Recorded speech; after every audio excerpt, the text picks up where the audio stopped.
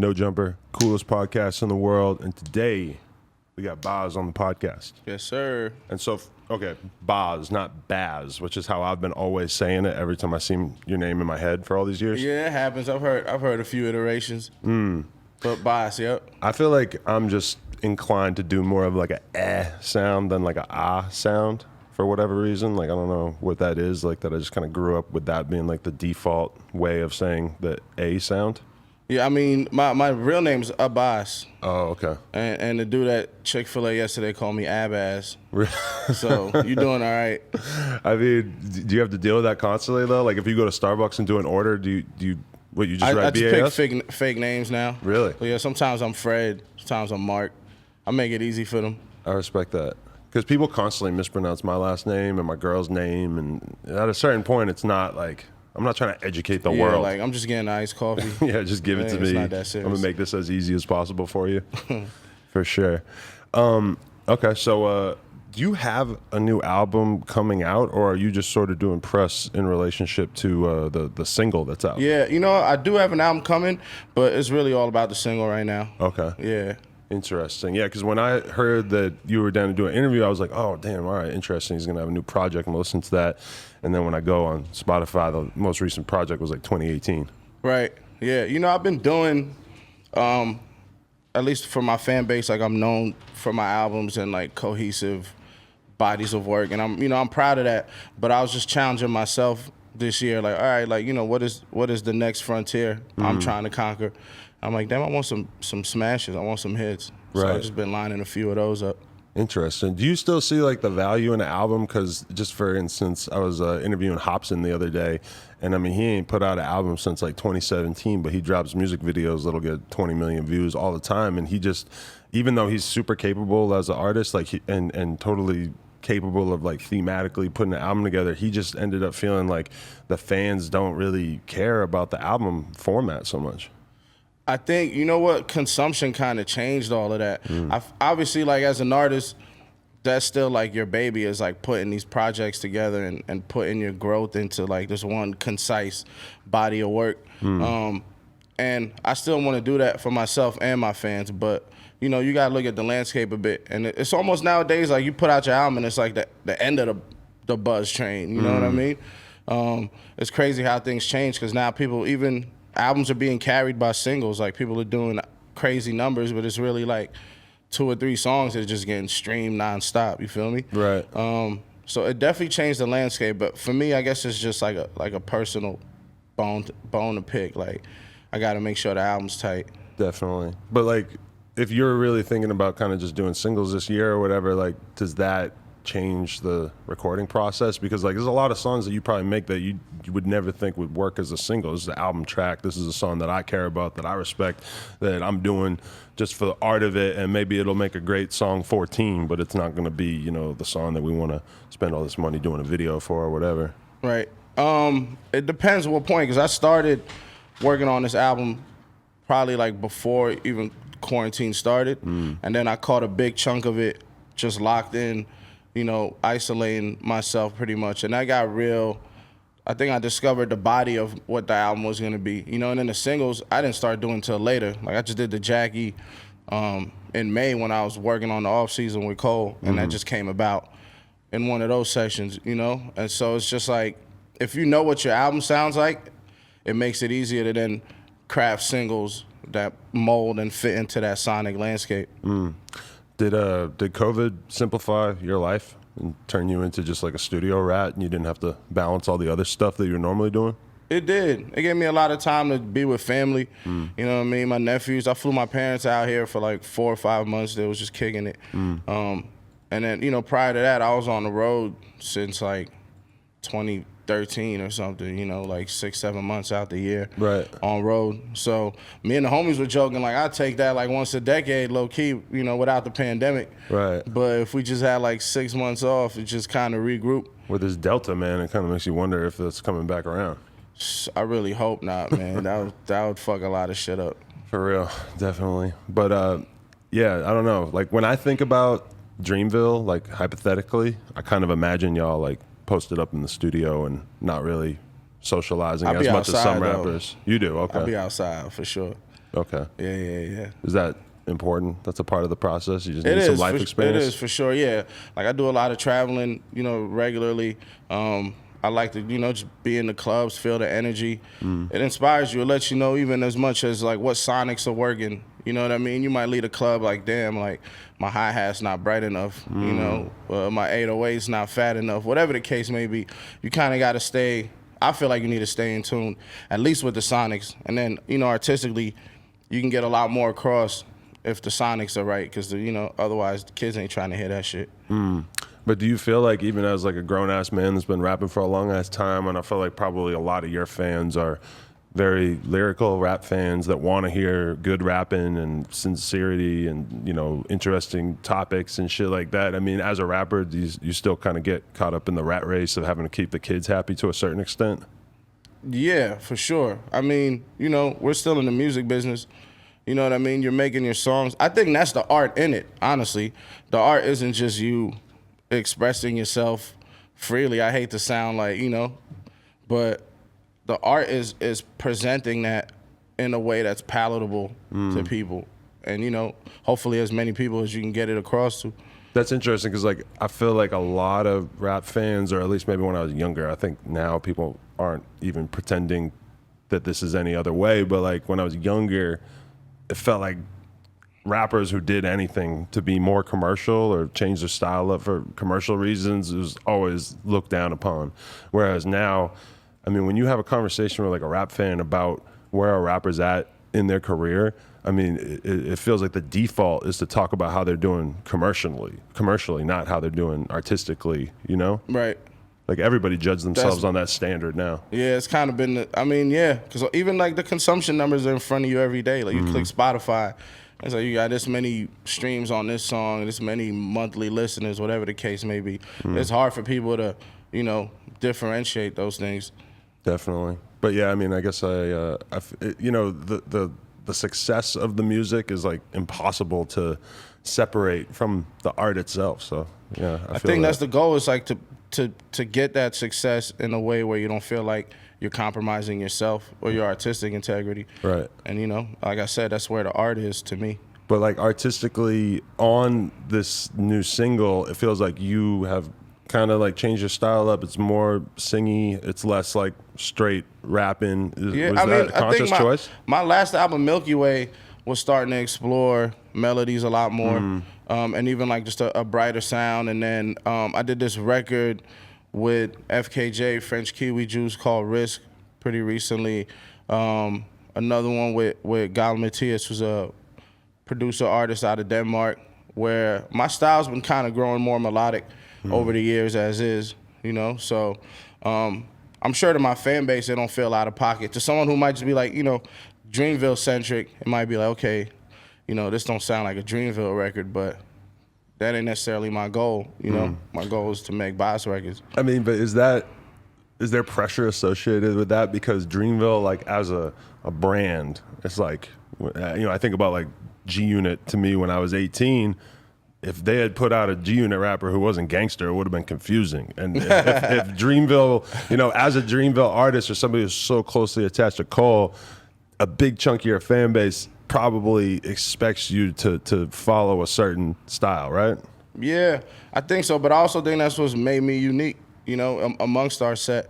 As far as my sound, I grew up, even the things I listened to growing up were, I have 4 older siblings. They're playing me like Jamiroquai and Daft Punk and, like UK Garage, a real Eurocentric sound, a lot of West African music.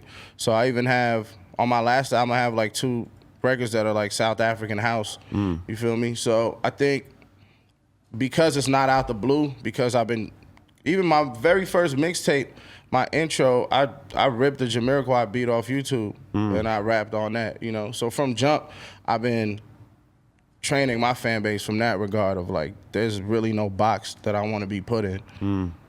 Yeah, sometimes do you feel like there's a risk in like, sometimes I feel like Spotify is sort of like flattened the sound, where it's like everybody's just sort of incentivized to sound the same and risk taking is not rewarded as much and everything, which is kind of a sad state of affairs, because I feel like the rappers who are really going to win are the ones who are willing to take artistic leaps and make something that doesn't sound like everything else that's popular right now. But sometimes it feels like the industry is geared in such a way that is just not really prioritized. Yeah, again, that's a consumption thing. Like playlists, you go through the big playlist that you kind of feel like you're listening to the same record over and over. But what I will say is those artists that do take a chance, you see it when they go on tour. You see how quick their tickets blow out. You see how, how quick how their albums do. Look at someone like Tyler, you know what I mean? Like, we seen Tyler's growth every album to like where now he's a top Billboard, blowing out all his shows type dude, and it's like if you stay consistent, if you keep building that sound, they're gonna grow with you. And then I feel like there's always that breaking point where we see it just like cross over to the mainstream. Yeah, Tyler's whole career is pretty shocking when you really think about it, because he just has such a hardcore fan base that they're gonna follow him whatever genre he wants to touch. Yeah, but even for someone like me who was like casual, like Tyler fan, with some of his earlier stuff, you feel me? Like some of his later stuff, I feel is as he's matured as an artist, as a person, as a producer. Now I'm like, oh damn, this is the vibe. This is shit like I was growing up on. This remind me of Nerd. It remind me of Pharrell, but it's like it's new. It's Tyler. It's like a whole new iteration of it.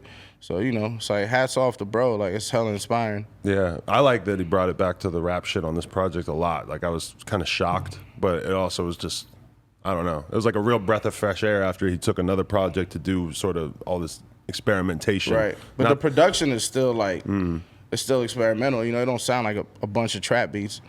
He's experimenting with his sound. Definitely. When you're picking beats or when you're figuring out what you want your project to sound like, what's the process typically like? Because it feels like on any of your songs it could kind of go in a million different directions sonically. It must be kind of overwhelming picking out the soundtrack. Yeah, I got to be my A&R. I think I always know it's about balance for me. So if I know I have a certain amount of songs that are doing this like melodically and bright and just make me feel good. At the end of the day, I like to make like real feel good music. Like my shit not sad like that, It's just like I want to make people feel good. But I'll know like, okay, I need a joint where I'm snapping, where I could rap aggressively, because the album is lacking that, Or I need a joint maybe that's got more tempo that they could dance to. And then I try to find those records within like the sonic landscape of the rest of them joints. Just so, the goal is for people to be able to play your shit through, even though that's not how music is consumed now. It's like it's a few stars next to the songs and people are clicking those songs because they see a star next to it, you feel me? But, that's not how I create it. I feel old sometimes when I'm around people and I put on an album and I click track 1. Yeah. Let it play. Yeah, that's how I take it in, bro. Yeah, nah, me too. Me too. Definitely. I think a lot of people, like on more of a mainstream level, probably kind of first saw you or most recently like thought about you in the context of that Down Bad record with Young Nudie and shit. And I know like from my perspective, we think of like what Young Nudie's doing and what Dreamville's doing as kind of being like on just other opposite sides of hip hop that don't typically overlap. How did that song come about, and what did you think about I don't know, the way it all came out? I think that was the whole point of Revenge of the Dreamers 3. It's like, Dreamville's always been kind of, on its own, off to the left, left of industry in a sense. And we were like, let's go to Atlanta, let's link with a bunch of people, let's bring them to our world. Let's collaborate. We all got a really open, collaborative process when it comes to creating music. So we were down there, Nudie pulled up. I think he did a couple joints when he came to the sessions, and Down Bad was just like, I was the one. Right. What do you think of street rap in general? Like, are you a fan of it? Do you sort of look at that stuff I mean, I definitely listen to more street rap than I listen like conscious rap, if I'm keeping it a buck. Really? Yeah, for sure. I mean, it just give me energy. And then I like, I think there's a lot of like creative things they're doing. Even like the Brooklyn drill scene, I'm heavy. That's what I play like when I'm in my whip. Really? And I'm trying to hear some turn up shit. You know what I mean? I'm tapping into all of them. So yeah, I mean, Future's like top 3 to me most influential artists ever. If you look at his tree of like, kind of offspring in a sense. You think that era of like conscious rap is supposed to be like against street rap or whatever, you feel like that's kind of old school and that kids don't think about it that way, or do you think your fans think about it that way? I would hope not. I mean, shit, Kodak to me is a conscious rapper. He's a street rapper, but he got songs where you like, damn. Like, I feel exactly where he's coming from. I feel his struggles. A lot of young boy, NBA young boy, like, yeah, they're considered street rappers. Those dudes are conscious as hell. If you're listening to some of the, like, the pain and the shit they're putting in their records, like, I ain't never been through what they've been through. Right. You know what I mean? So I'm getting it through them. I'm learning that through them. It's crazy because, like, I just grew up thinking of those as being, like, completely separate poles and rap. Like, there was Talib Kweli and the Roots and shit, and then there's just whatever's going on the other side of shit. And you would never even hear, 50 Cent or somebody like that, like, mention the other side of rap. It's just they didn't really overlap that much. And now it feels like that shouldn't exist. Like, there's no reason for that. It's kind of like an arbitrary distinction. Right. Maybe it's social media because we're like, everyone's tapped into each other's lives now too. Like, you're tapped into everything that's going on. You know what I mean? And I don't think 50 and them had that. They probably was just very insulated in whatever world they was in, But for us, it's like, if I follow a couple accounts, if I follow your account, follow No Jumper, I might see what those dudes are doing or what they're dropping, what they're releasing. Like, everything is so connected now that you can't really avoid it, and then you'll be like, well, shit, I actually really rock with this dude. For sure. Was there something about Lil TJ in particular that you wanted to have him on the project? Did you get it? I hit the fly, but I didn't. That fly been giving you the business, but I didn't kill it. God damn it. TJ, well, the song really, when we did the song, I was explaining to Cole, the Jackie's, well, he knows, but the Jackie's is a parkway that goes from Queens to Brooklyn, and I'm like, growing up in Queens, when you used to go to like another borough to see a girl and you'd get to her block and you'd start getting the looks from all the dudes on the block. Like, one dude might have been her first boyfriend. Like, this dude got a crush on her now. One dude's her neighbor who's been crushing on her forever. And like, there's always that tension when you get on the block. And so then, I was explaining that story to him and we're like, well, shit, we got to get another New York dude on here. And TJ came, repping the Bronx, so we had to do that. Definitely. Yeah, I remember like when I lived in Astoria back in like 2003, 2004, that I met a Puerto Rican girl who lived in the Bronx, and she was talking about her neighborhood or whatever, and I was like, oh, I should pull up sometime. She was just like, no. Yeah, that's a problem. You absolutely could not come to my block. And she's explaining to me like my brothers are blood. Like, all his homies, like, they would press you. Like, they would. Like, it just would not be some chill shit. Yeah, I got my tire slashed going to see some girl in the Bronx back in the day. Oh, my God. I wish I had a car back then. I could have a story like that. Yeah. It's real.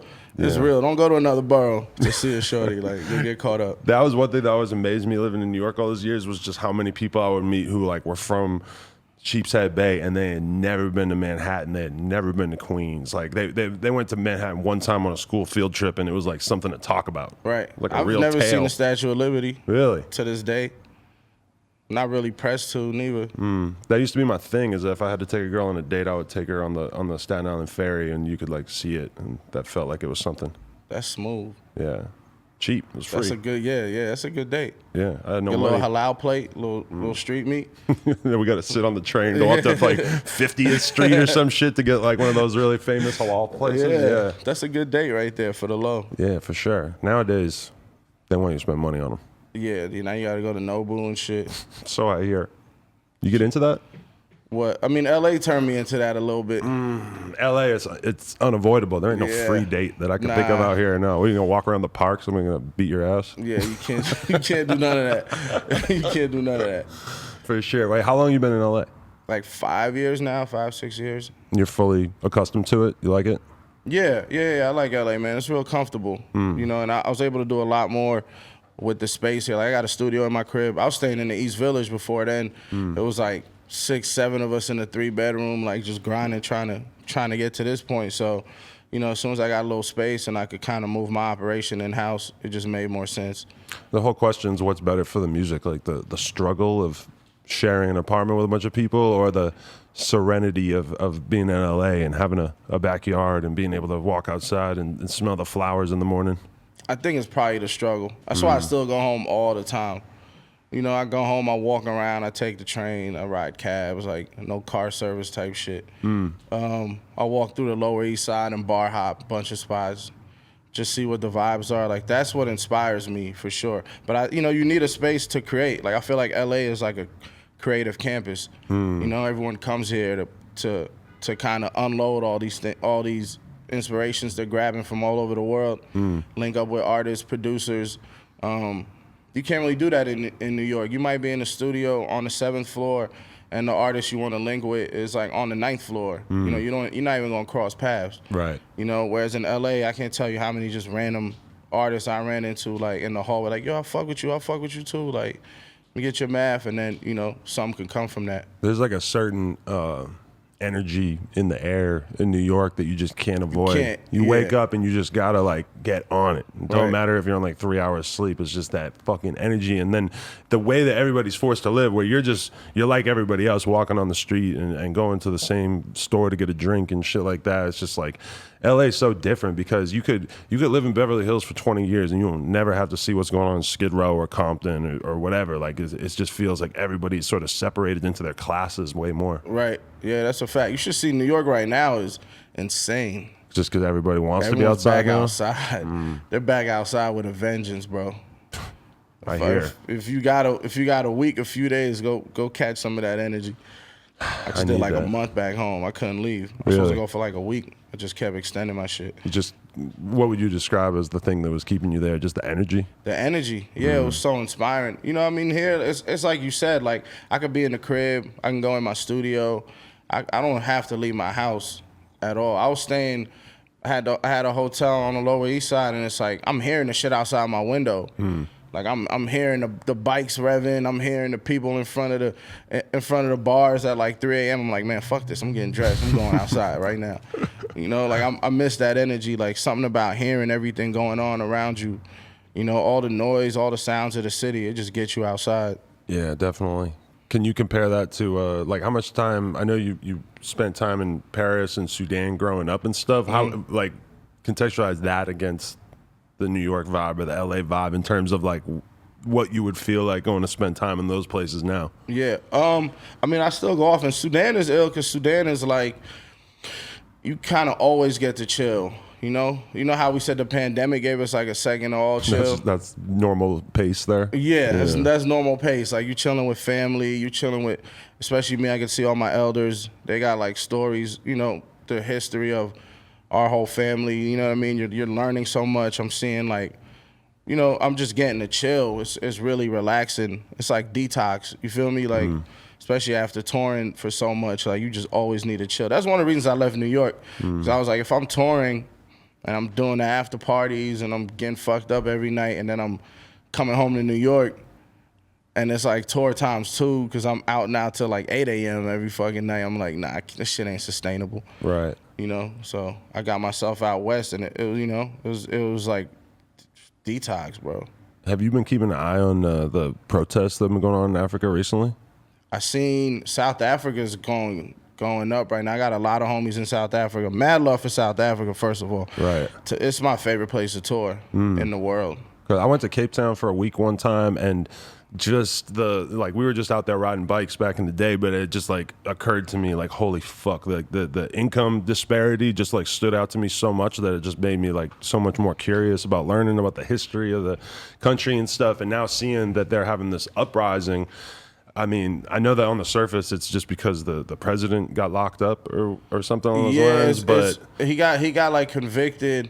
It's a lot of like ethnic beef out there, because there's a lot of different ethnicities, and a lot of like the political lines are drawn along that. And I ain't like no expert. I just speak to a few of my homies out there. Like, yo, what's going on? It look crazy, and they trying to like kind of give me the news. But yeah, I guess the ex-president got convicted on something. But it's a lot of corruption out there, like their COVID, all their COVID relief, from what I've heard, all those funds like disappeared. You know what I mean? And so that's why they're so far behind with the vaccine. They're on their 4th lockdown. They've been locked down 2 years.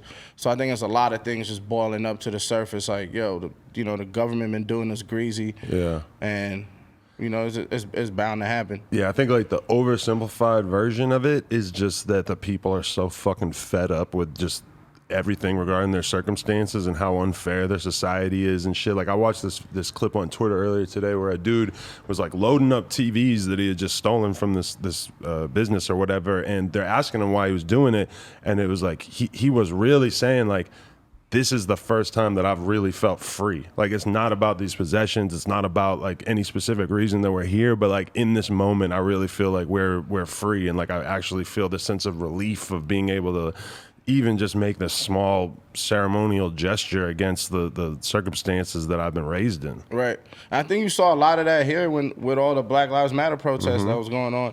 And that was, you know, that happened to coincide with the pandemic as well. It was just like people being inside, being fed up, you know what I mean, and being able to use all that pent up energy on something that was like really fucking bothering them, you feel me?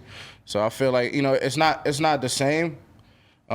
Because they're fighting for a different cause, but in a lot of sense, I mean, they have their whole history of apartheid, you know, which is what only ended like 30 years ago. So like that shit is super fresh. So it's hard when all these ethnic groups don't trust each other and there's nothing really unifying them. And from what I've seen, it's like their political parties are really drawn along these ethnic lines.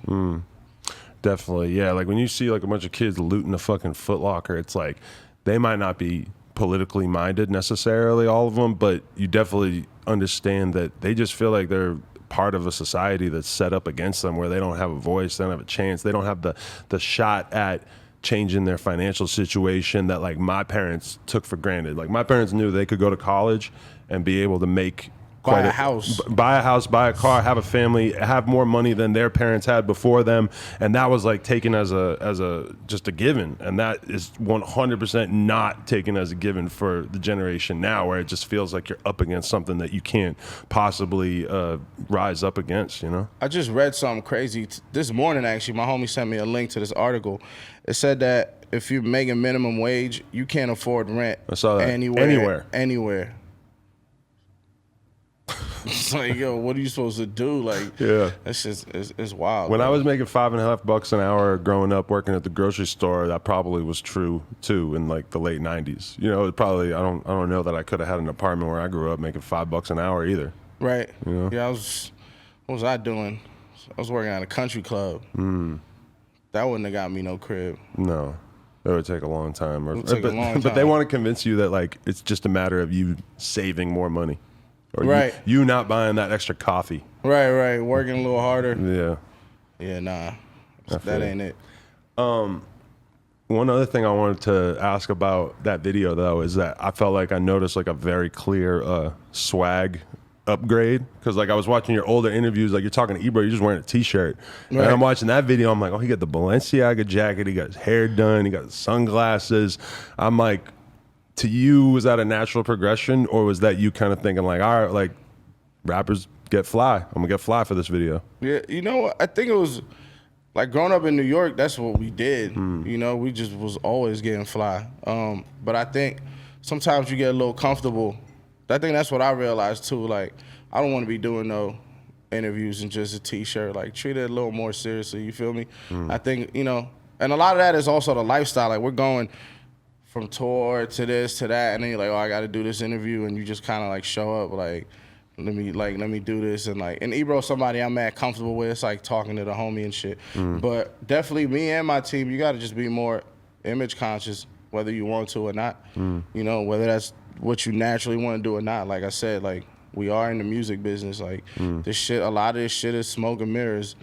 At the end of the day, you feel me? But are you partially like influenced by the fact that the guy who kind of helped usher you into the game is like basically one of the kings of not giving a fuck about swag like that? Like Cole just don't feel like he has to play that game at all, and it's clearly working out for him. Yeah, but that's something we talk about too. Like, yo, that's, you know, we all kind of came in. There's a lot of things we do as Dreamville that coming in we took, you know, from Cole in a sense.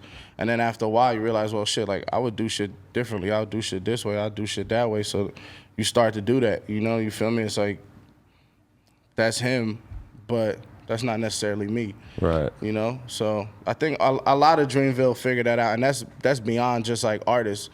You feel me? Like just even as a label, as a company, like now you're seeing people grow into their roles and take ownership of that and be empowered, and that, you know, that's healthy for all of us. Right. Yeah, I mean, it's taken as such a given that people just dress real good in rap music that, like, I seen like multiple memes about that video, the Jackies, that where people were just kind of like marveling at the fact that Cole was just wearing like a regular hockey jersey or no chain or whatever, and you and TJ are dressed nice and shit, and like, you know, that people in rap like can't help but like be shocked and in awe of that. Yeah. Yeah, I think that, but that's part of like his legend. Cole has a very like unique legend, like, you know, so they want to see that. They want to be like, man, like, Cole's so humble. He don't got no jewelry on. It's like, yeah. Like when he pulled up to my spot on Melrose when we used to have the shop there, it was like the thing everybody was talking about afterwards was not, partially it was like, wow, what a nice guy. Like he was so cool and chill and taking photos with everybody. But it was also like, he didn't have a security guard. He was just wearing some regular ass sweatsuit. Like he just wasn't, his vibe was so peaceful, and he just didn't feel like he was trying to like justify his existence through his possessions at all, which that was like the talking point once he left. That's what everybody was talking about. He had like, that phase though, low key. You know, we had them tours. Cole would have a bottle of Henny on stage and the iced out Jesus piece. You know what I mean? Right. And then he grew past that. You know, I think he earned that. He kind of got to that level where it was like, shit, I don't have to do nothing I don't want to do. But you know, that's not the reality for everybody. He had a fucking story that went kind of viral at one point where like a stylist gave him, you know, that same Gucci, or Givenchy, I think, like sweatshirt, Versace, something like that. And then like it was like BT Awards French and Trey Songz, I remember that day. Both had it on too. Yeah, I remember that day. Bro, it was hot, but it was funny. Like we was all cracking jokes about that. I feel like I had like sometimes I feel like very rarely. I think that, by the way, not to cut you off, I think that's where you saw the end of that for Cole, by the way. Yeah, I think that very moment. That's what he said. Was like, it's a wrap. I ain't playing this game no more. Right. Yeah. Because I mean, it's one thing to get fresh. I respect people who want to dress nice and stuff, but when it comes to just listening to a stylist and just letting the stylist sort of create who you are, so then you accidentally end up looking exactly like a bunch of other people, it's like, doesn't that take the whole point? Like the point of style or fashion, if you're gonna put attention or time into it, is to have your own differentiate image. Right. And if you don't really give a fuck like that about the clothes, then I guess at a certain point you're gonna just end up wearing the same shit as everybody else. Yeah, facts. Like I remember when I first started to like kind of get money, I bought this like Gucci windbreaker. And then I felt like the industry or the universe actually kind of told me to fall back on that, because then Cole had that one video where he was basically dressing and acting like a SoundCloud rapper or like a corny ass rapper, you know? Yeah. And you know what jacket he was wearing in that video? That one, my first ever Gucci windbreaker. I'm like, this is weird. This really feels like a message. That's the universe. The universe is trying to tell you that this is not it.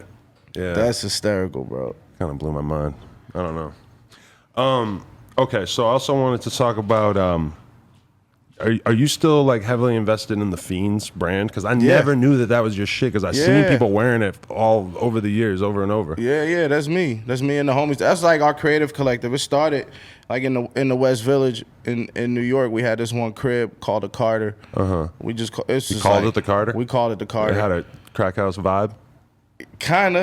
We definitely crack. Not actual crack, but we definitely did our fair like experimenting with drugs in that household. Oh, okay. And at the time I had dropped out of college. My manager Derek was going to NYU, and he was like managing the basketball team. So they had this crib down there. We should throw like parties on the rooftop, just go crazy. That's where I literally wrote my first raps on like some 6 a.m. faded. Let's open up GarageBand and start rapping type shit. So that's where that whole thing started. It was a creative collective. Then some people would be doing like videography. Like my first videos was one of the Fiends. Some homies were doing production. I was rapping. Some homies were doing marketing. So it kind of became like our little crew in a sense. So then when it came time to make merch, I was always like, man, I don't want nothing like with my face and name on it. Like I thought that shit was corny because I don't really wear other people's faces on me unless it's like you got to be a legend. You got to be like Bob Marley or some shit. That was right? the first name that came to mind. Yeah, So right? you got to be like a real legend. A real legend, yeah. Otherwise, like I'm not wearing your face. So we just kind of made that the thing, and it's cool because now it's like a flag. Like my homie was like, he hit me. He was like, yo, I was in Seoul, like in South Korea, and I was like online for the club, and I had a Fiend shirt on, and he was like, these dudes were going in with like bottle service, and they saw me, and they just like pulled me in on some, oh, you fuck with the Fiends type shit. I get those stories all the time now. Like it's just been like, wow, like a flag. Like people find each other and they be like, oh, like you fuck with it. All right, come on, like I'm gonna hold you down type shit. That'd be the coolest part to me. Hell yeah. I actually have a friend who has a bike company called Fiend, and I don't know if you've ever like seen somebody wearing a shirt that said Fiend, and you're like, wow, that's weirdly similar. That's one letter away from my brand. I don't know if you ever spotted that. I haven't peeped it. It's a bike company? Yeah. Like motorcycles? BMX bikes. Oh, fire. Yeah. We gotta do something. They probably do. Let's make a bike. They could do it. They make bikes. That'd be hard. That'd be real hard. Yeah, you gotta connect me. They could definitely do that. Yeah, for sure. You fuck with the rapper Fiend? I'm not very familiar. Oh, okay. It was with No Limit back in the day too. I was just wondering. You said No Limit? Yeah, I was wondering if there's any synergy that ever popped up there. Nah. Okay. Can't say there is. I feel you.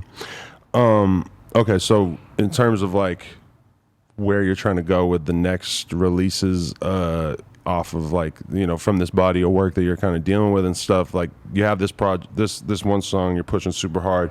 Do you have other stuff that's in your mind in terms of like I got a single with Gunna that's gonna go crazy. Seriously? Shout out to Gunna. Yeah. Wow, probably nobody expected to hear that. I know. That's what I'm trying to do, man. I'm trying to do some unexpected shit, but I'm bringing these people into my world, you know. So at the same time, my fan base could be like, damn, he did a track with TJ, but I fuck with it. He did a track with Gunna. Like you said, you know, Dreamville's probably not associated with those type of artists, and in a way, I'm trying to break that mold. So shout out to Gunna. We got. Honestly, I like that song better than the Jaggy. I almost led with that. Okay. Shout out to Gunna. Do you did you actually get in the studio with him, or how did that come about? It was over the pandemic. We got like mutual friends. Okay. You know, a lot of homies in Atlanta. Obviously, we got Earth Gang and Jid in Atlanta, and like their management. Shout out to Barry. Since the '80s, them homies, they helped connect a lot of that. For sure. Yeah, like JID.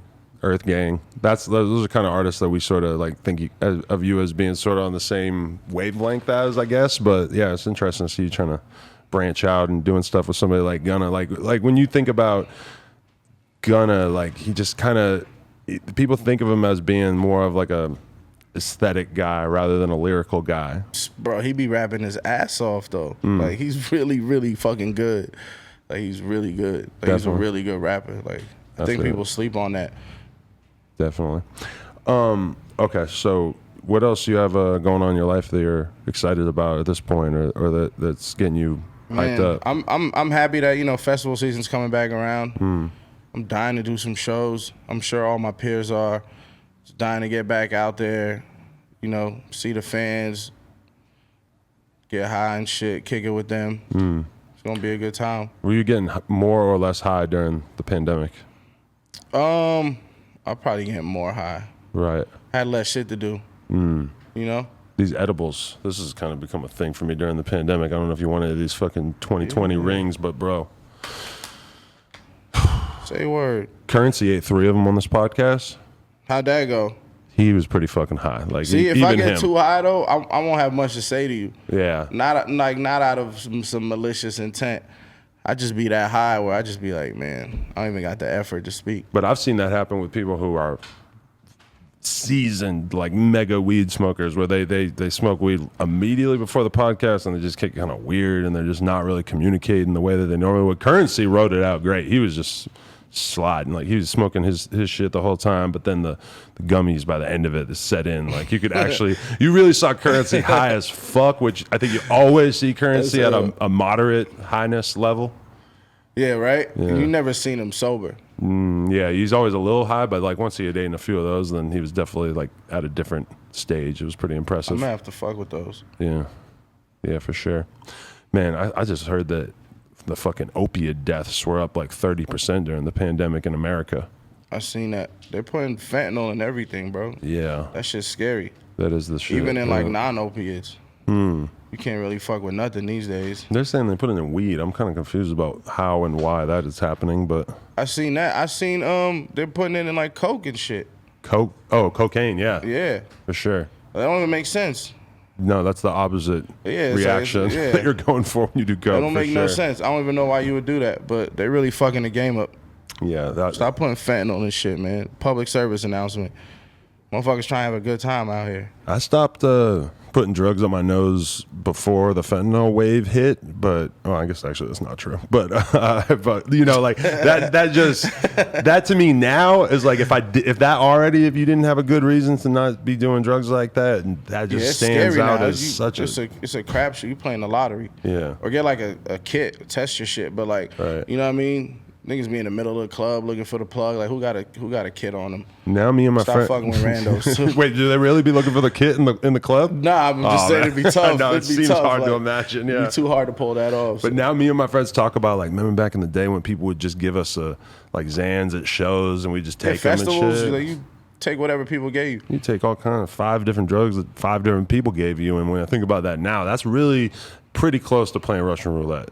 Yeah, it's deadly. Yeah. It's deadly. People that do that, they won't take the vaccine though. But they don't take some random drugs. You're pro-vaccine? I mean, I just want the world to get back to it. I can't tell nobody what to do with their body. I got vaxxed. Me too. You know, I got vaxxed and still got COVID, so. I heard that's crazy. I seen that. That Delta is out here. Yeah, I don't know. That shit was pretty crazy to me. I mean, like, what's interesting is that me and Wiz Khalifa have a mutual friend, AD, who just got tested. And he didn't have it, but he was terrified because Wiz got it and I got it. And he had just been spending a bunch of time with both of us. And so he was fucking tripping thinking that he got it, but I guess he didn't get it. And Wiz says he didn't have no symptoms, even though I don't think he was vaccinated.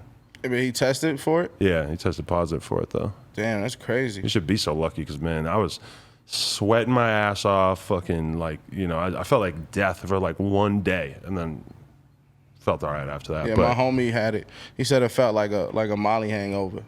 yeah. Is that accurate? It didn't have the, like, depression, misery, Kill dopamine. myself. Yeah, that. Yeah. Ugh, man, I don't miss that at all. Nah, me neither. The Molly come down was a nightmare. Atrocious. Yeah. Once that started to consume my entire next day, that's when I was like, I gotta hang this up. Yeah. I feel you. I feel you. When's the last time you did Molly? Let's get an exclusive here for the podcast. Man, it's had to have been at least like, was it the Forest Hills Drive tour? There was one tour we went. The first time I went to Europe, or the second time I went to Europe with Cole, it was a bunch of us like drinking Molly water every goddamn day, Every day. pretty much every day. And then after that tour, I was like, I don't ever want to do this shit again. Yeah.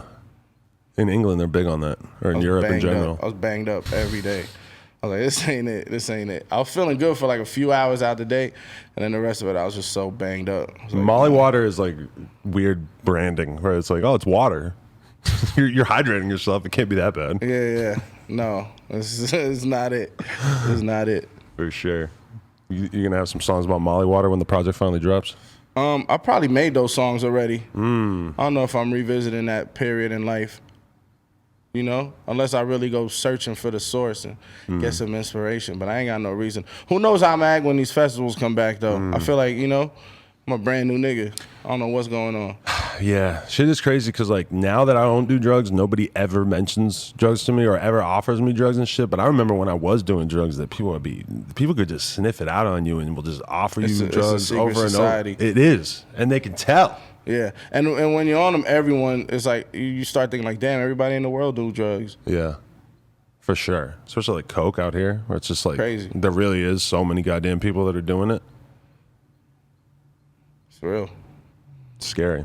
But you know what sucks about, like, I've been in enough situations where you're like in a club or a party or some shit and you're totally sober and I'm looking at girls that are on Molly and thinking like, if I was fucked up, I would think that she was cool, like that she was just having a good time, and that it really is not what you're looking at there. No. Like, actually, she belongs in a hospital right now. She should not be somebody that you're thinking about making out with or something. Like, once you see it from that sober perspective, I advise a lot of people, you got to go out sober and just see how fucking crazy people look when you're in that environment. It'll make you think differently about the world, you know? Yeah, it's stressful.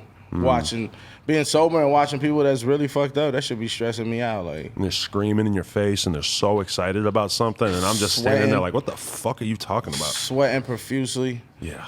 Like, nah, bro, I don't got the same energy as you. Yeah. I don't feel it. Yeah.